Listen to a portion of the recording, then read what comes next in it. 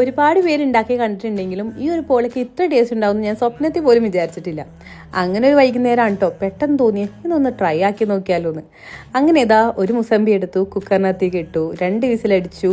ഇതാ ഇതുപോലെ കട്ട് ചെയ്തിട്ട് എടുത്തു. ഇനിയിപ്പോൾ നമ്മൾ എന്നും പോളൊക്കെ ചെയ്യുന്ന പോലെ തന്നെ ഒരു 3 മുട്ട എടുക്കുക. എന്നുവെച്ചാൽ അതിൻ്റെ അകത്തേക്ക് ഒരു 4 അല്ലെങ്കിൽ 5 നിങ്ങളുടെ മധുരത്തിന് ഇഷ്ടത്തിന് പഞ്ചസാര ഇടുക.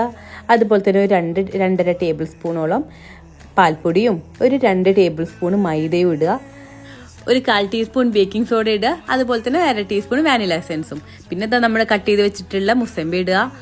പാന് വെക്കുക, നെയ്യ് ഒഴിക്കുക, നെയ്യ് ചൂടാക്കുക. നല്ല ചൂടായ ശേഷം ഇതിനകത്തേക്ക് നമ്മൾ ബ്ലെൻഡ് ചെയ്തിട്ടുള്ള നമ്മളുടെ പോളയുടെ മിക്സ് ഇടുക. പിന്നെ ഇതാ ഒന്ന് പൊന്തി വന്നു കഴിഞ്ഞാൽ നട്ട്സും കിസ്മിസും എല്ലാം ഇട്ട് കൊടുക്കുക. ഒരു 15 മിനിറ്റ് കൊണ്ട് തന്നെ നമ്മുടെ പോള റെഡി. നല്ല സോഫ്റ്റ് ആയിട്ട് വായിൽ അലിഞ്ഞു പോകുന്ന നല്ല അടിപൊളി മുസമ്പിയുടെ അതായത് ഓറഞ്ചിന്റെ ഫ്ലേവറുള്ള പോള റെഡി. അപ്പോൾ എല്ലാവരും ട്രൈ ചെയ്ത് നോക്കുക. അടിപൊളിയാണ്. വൈകുന്നേരത്തെ ചായക്ക് മസ്റ്റ് ട്രൈ ആണ്.